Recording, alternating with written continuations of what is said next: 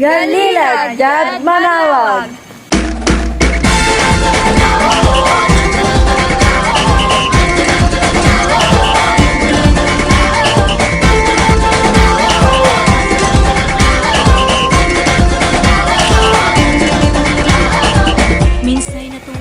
Ang Manawag ay isa sa mga popular na munisipalidad sa Pangasinan.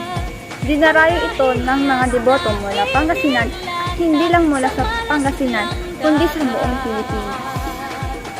Ng bayan niyang pinili, nasa dulo ng bahaghari, kaya't 1,000 kulay nangangakit kumakaway. Piliin mo rin ang Pilipinas, kapuluang kwintas ng perlas. Piliin mo, yakapin mo, kayamanan niyang likas. Piliin mo ang Pilipinas.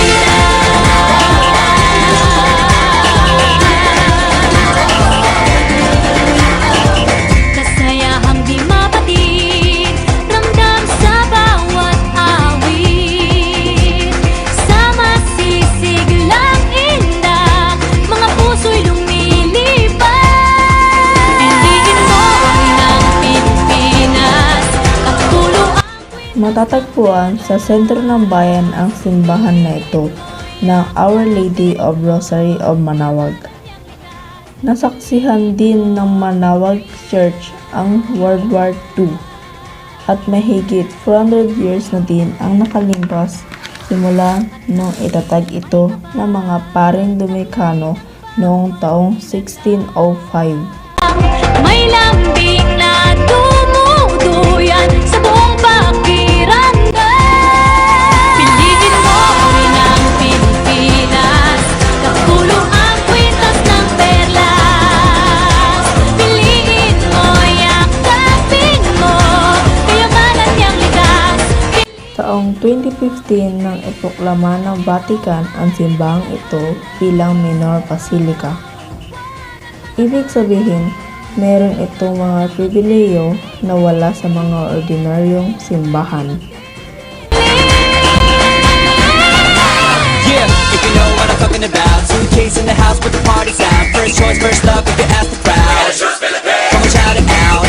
Everybody's gonna dance to this. I see the whole world party in the Philippines. Now with Angelique, Quinto Bueno on the TV screen. This is like a samba. From here to Manila, we'll be hitting the drums. Yeah, so shake it up and dance. Ngayon naman, pumunta tayo sa mga nagtitinda ng mga rosary at estatwa. Dito makikita at mabibili ang mga rebulton o statue ni Birheng Maria. Ito ay dinarayo ng mga deboto na nanggagaling sa iba't ibang panig ng Pilipinas. Mayroon rin silang mga panindang rosary at mga langis na ipinapahid tuwing may karamdaman. Kaya ano pang inaantay nyo? Dumayon na kayo dito sa Manawag. Ang kwintas ng perlas. Piliin mo, yakapin mo, kayamanan niyang likas. Piliin mo ang Pilipinas.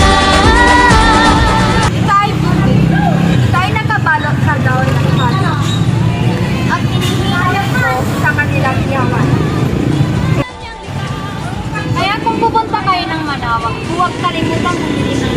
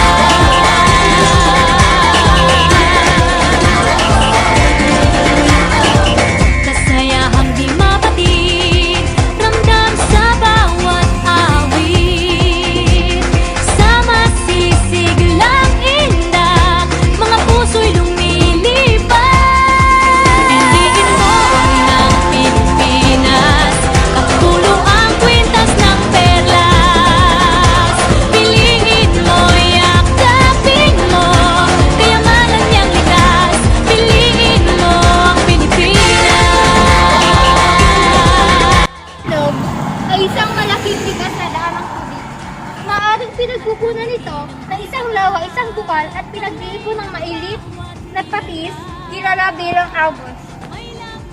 Mula sa pinagkukunang dumadaloy, pababa sa isang burol, ang lahat ng mga ilog ay kadalasan tumitigil sa mga karagatan.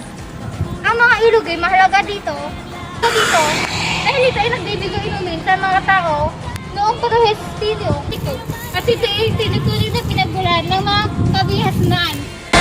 Dito ay itinadhana araw-buwan at mga tala. Ganap na magniningning, kailan may di magdidilim. Yeah, if you know what I'm talking about. Suitcase in the house with the party's out. First choice, first love, if you ask the crowd. Rin ng Pilipinas, piliin mo rin ang Pilipinas, piliin